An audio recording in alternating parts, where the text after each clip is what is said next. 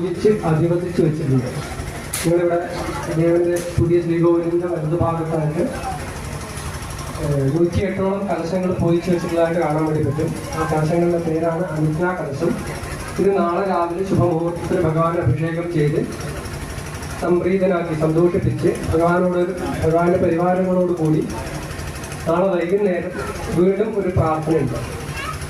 അത് മറ്റന്നാൾ സംഹാരതത്വ ഹോമം, സംഹാരതത്വ കലശപൂജ തുടങ്ങിയിട്ടുള്ള ചടങ്ങുകളോടുകൂടി ഭഗവത് ചൈതന്യത്തെ പൂർണ്ണമായും ഈ ഗോളാകൃതിയുള്ള വിഗ്രഹത്തിൽ നിന്നും സാങ്കോപാംഗമായിട്ടുള്ള സ്വരൂപത്തിലുള്ള വിഗ്രഹത്തിലേക്ക് ആ ചൈതന്യത്തെ യോജിപ്പിക്കുന്നതിന് വേണ്ടിയിട്ട് ഈ വിഗ്രഹത്തിൽ നിന്നും പൂർണ്ണമായും ആ ചൈതന്യത്തെ ജീവകലശത്തിലേക്ക് ആവാഹിച്ച് ശയ്യാധിവാസം ചെയ്ത് പിറ്റേ ദിവസം പ്രതിഷ്ഠാ മുഹൂർത്തത്തിൽ പ്രതിഷ്ഠിക്കുകയാണ് ചെയ്യുക. ഇത്രയും വളരെ ഗൗരവമേറിയിട്ടുള്ള ശാസ്ത്രവിധിപ്രകാരമുള്ള ആഗമശാസ്ത്ര വിധിപ്രകാരമുള്ള ക്രിയകൾ ചെയ്യുന്നതിന് ദേവന്റെ പരിവാരങ്ങളോടും അതോടൊപ്പം തന്നെ ഭഗവാനോടും അനുവാദം വാങ്ങേണ്ടതുണ്ട്. അതിനു വേണ്ടിയിട്ടാണ് നാളെ അനുജ്ഞാ കലശം അഭിഷേകം ചെയ്യുന്നത്.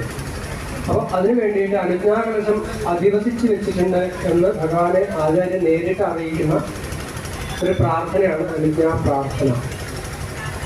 അധിവാസ